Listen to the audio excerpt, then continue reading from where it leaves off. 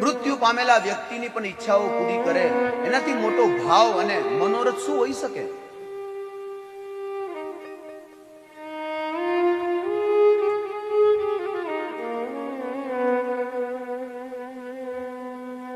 એટલે તો કહે,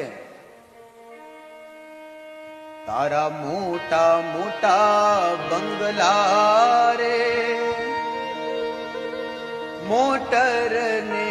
ગાડી વાડી, તારા મોટા મોટા બંગલા ને